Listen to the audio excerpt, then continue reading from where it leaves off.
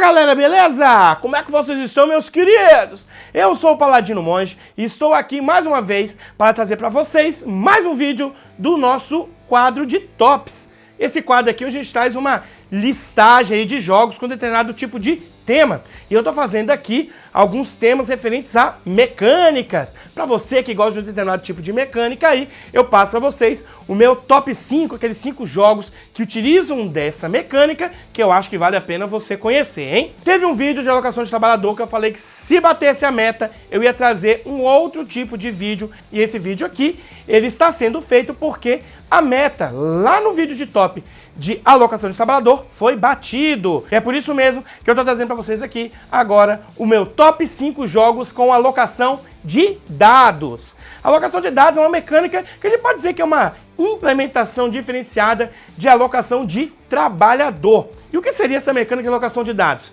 Essa mecânica nada mais é que o jogador utilizar os dados para realizar um tipo de ação. Ele pode utilizar os dados pela sua cor, pelo seu número, às vezes um número muito alto é melhor, às vezes um número baixo é menor, às vezes utilizando a força e a junção de vários dados para realizar um determinado tipo de ação. Legal também é que essa mecânica aqui, ela de vez em quando vem com outro tipo de mecânica que muita gente gosta, eu inclusive, que é o draft, em que os jogadores ali, ao invés de ter o seu pool único de dados, vai ter um pool comum e aí você vai escolhendo naquele pool ali os dados que você vai realizar naquele turno. É isso aí, então vamos aqui para o top 5, mas antes, já se inscreve no canal, deixa seu joinha, clica, tá? Não esquece no sininho para ativar todas as notificações. Vamos lá para o top 5 jogos de alocação de dados. Número 5.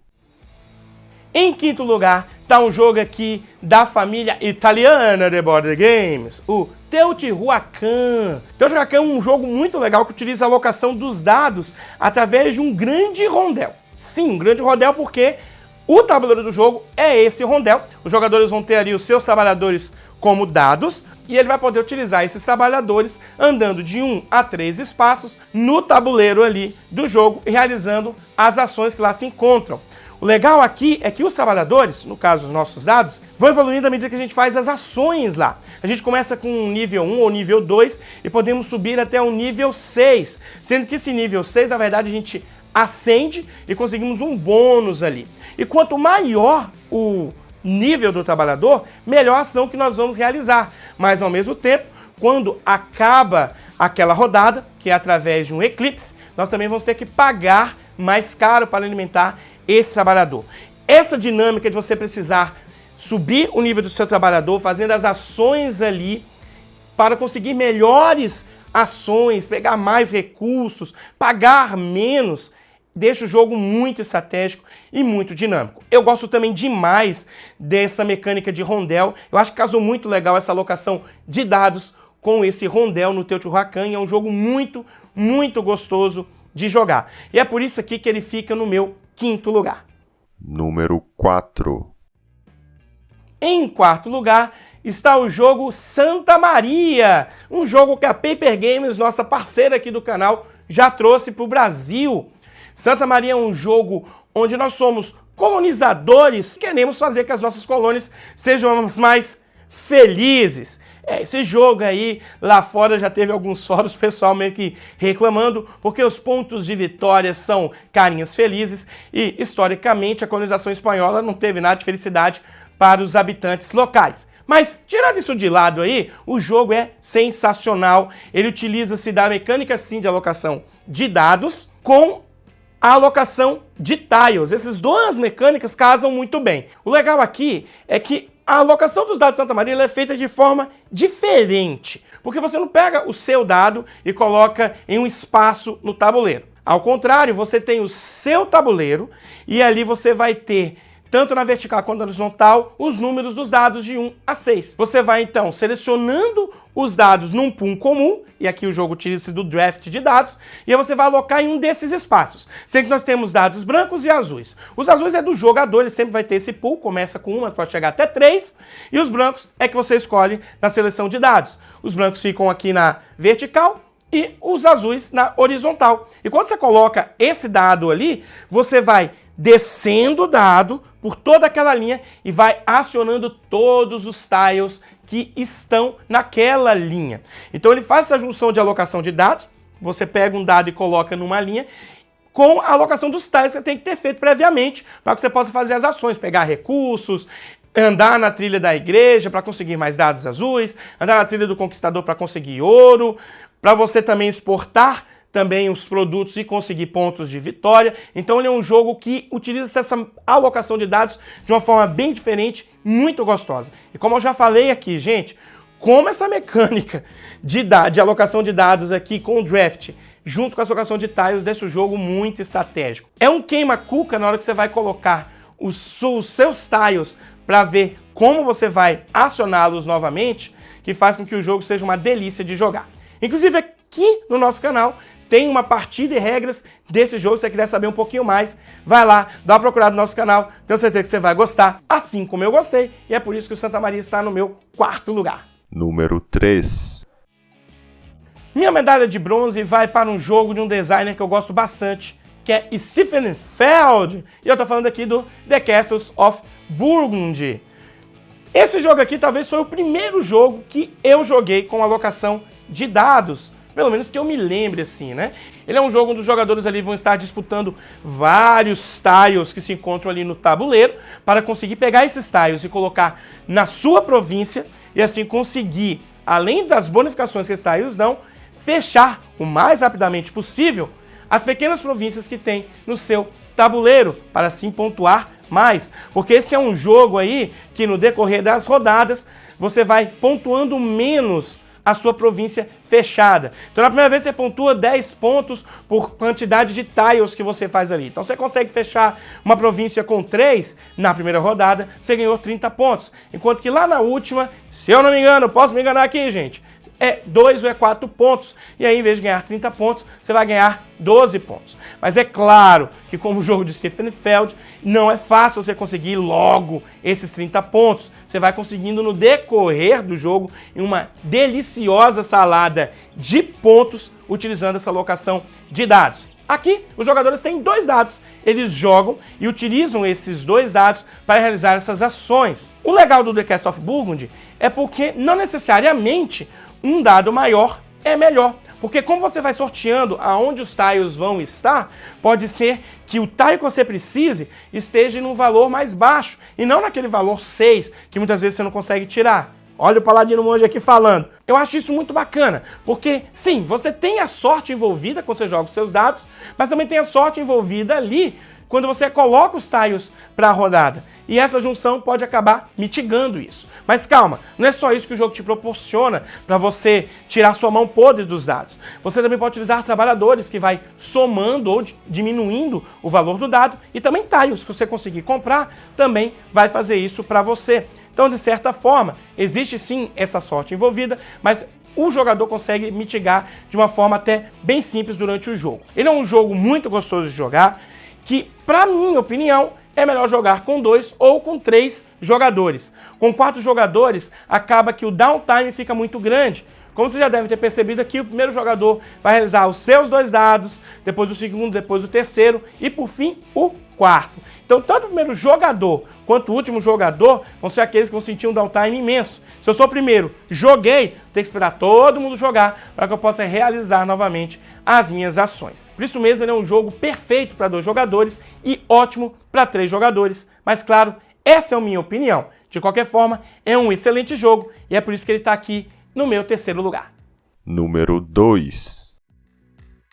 Minha medalha de prata e a minha medalha de ouro foi uma disputa acirradíssima, minha gente. Porque são 2 jogos que eu amo, mas eu deixei o coração realmente bater mais forte. E é por isso que aqui o Pulsar 2849 vai receber a medalha de prata. Eu adoro o Pulsar, eu acho um jogo sensacional. Nesse jogo, nós somos grandes empresas de energia que estamos ali buscando aprimorar o uso da energia dos pulsares, que são grandes estrelas ali no universo e que é uma energia que realmente é muito mais poderosa que a energia que nós conhecemos hoje em dia. Por isso nós vamos andar ali pelo universo, construindo pontos de comunicação, utilizando de tecnologias, de arrays de transmissão, tudo isso para que a gente possa construir pulsares e utilizar essa energia, consequentemente, ser a empresa com maior fama, ter mais pontos de vitória.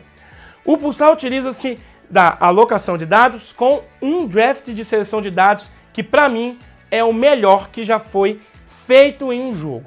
Eu queria até depois passar aqui, fazer um top. Se vocês quiserem, coloca aí um top de jogos de draft, seja de dados ou seja de cartas, que eu trago pra cá, que eu acho muito interessante quando um jogo ele sai do lugar comum em um determinado tipo de mecânica. O pulsar, ele faz isso. O draft, ele faz com que você ande ali, dependendo dos dados que você coloca, em duas trilhas.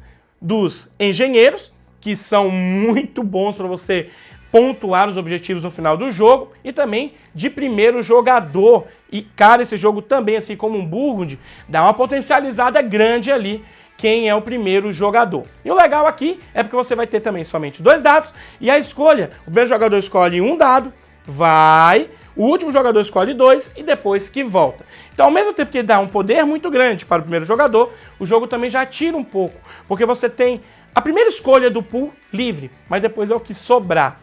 Então, de certa forma ali, quem for o segundo ou o terceiro acaba muitas vezes também sendo beneficiado, e até mesmo o último jogador. Mas aqui eu não estou querendo falar do draft, eu vim aqui para falar da alocação de dados desse jogo. Só que eu precisei dar essa pincelada porque o draft faz parte.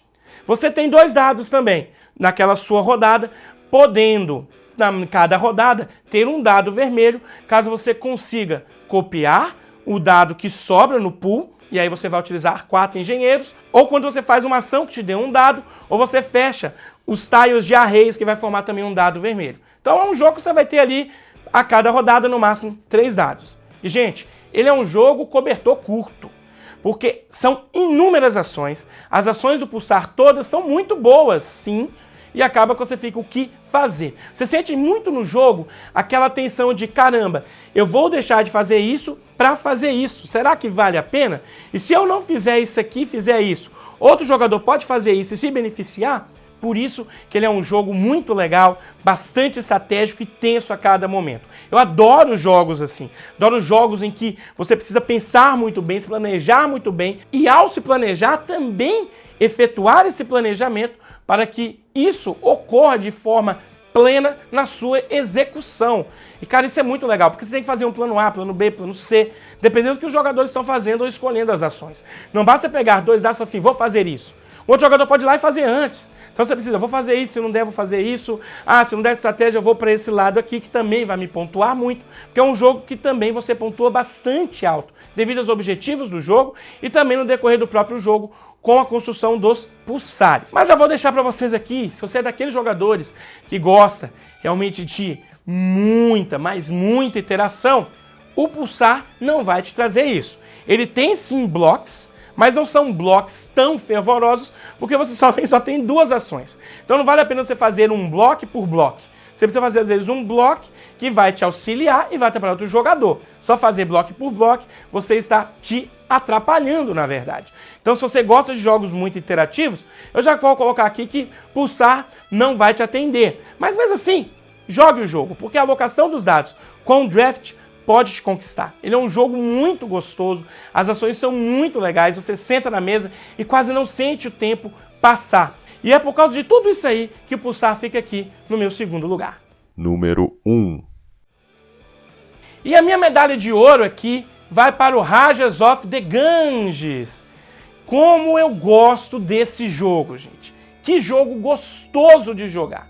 Ele tem uma alocação de dados, também com uma alocação de trabalhador ali. De certa forma, a alocação dos dados aqui ela é utilizada de uma forma diferenciada também, porque não é uma alocação de dados pura. Ela é, na verdade, uma alocação de dados como recurso. Você tem os seus trabalhadores, as suas ações é baseada nos seus trabalhadores. Só que para você fazer a ação daquele trabalhador, você precisa também do dado. E tem que ter aquele número ou aquela cor. Então acaba que esse jogo juntou a alocação de trabalhador com alocação de dados. E é por causa desse detalhe aqui que até mesmo eu não coloquei o Rajas of the Ganges na lista de alocação de trabalhador. Eu preferi deixar nessa lista aqui por causa dessa questão, porque você não pode só alocar trabalhador. Você tem os dados também para alocar, você gasta esses dados. E o Rajas of the Ganges, ele trabalha muito bem essa alocação de dados com cor e número nas ações que você tem ali para fazer no tabuleiro. No jogo, os jogadores estão ali numa grande corrida, né? Nós temos uma trilha de dinheiro, uma trilha de fama, e nós temos que fazer com que essas trilhas se cruzem. Então você acaba fazendo as várias ações que tem ali no jogo, com os dados de trabalhador, tentando subir nessas duas trilhas. Seja fama, através ali de alocação de tiles com os monumentos, você precisa dar upgrade nesses monumentos, para quando você colocar o tile que tem aquele monumento, você possa andar na trilha de fama, que é mais curta que é a trilha do dinheiro, e também subir na trilha do dinheiro, utilizando também dos tiles ali, né, que você vai colocar quando tem um comércio, e aí você vai subindo. Eu gosto bastante do Ganges quando ele trabalha essa questão dos dados no jogo, nessa alocação dele, que ele trabalha com aquele padrão de cor, com o padrão de número, ou seja, tem que colocar uma trabalhadora ali, ter uma determinada cor de dado para conseguir aquele efeito, ou um determinado número no dado para fazer aquele efeito, mas ele também utiliza os dados ali como recursos para você conseguir comprar um determinado tipo de tile para colocar na sua vila. Eu acho isso sensacional, porque você coloca o seu trabalhador ali, e aí depois você vai falar, beleza, qual o tile que eu quero comprar aqui? E aí você vai comprar pela cor e pela junção dos números. Você pode juntar quantos dados você quiser. Os tiles têm números ali. Então são 10, 8, 9. E você precisa comprar com esse valor. E aí você vai pegar esse tile, vai colocar na sua vila e aí vai fazer os efeitos. Toda vez que você utiliza os dados, eles vão sendo retirados do seu pool. E você precisa cada vez mais buscar esses recursos. Por isso que eu falei que Rajas of the Ganges, ele trabalha os dados como uma alocação, mas como uma alocação de recurso. Porque ele é o recurso seu no jogo.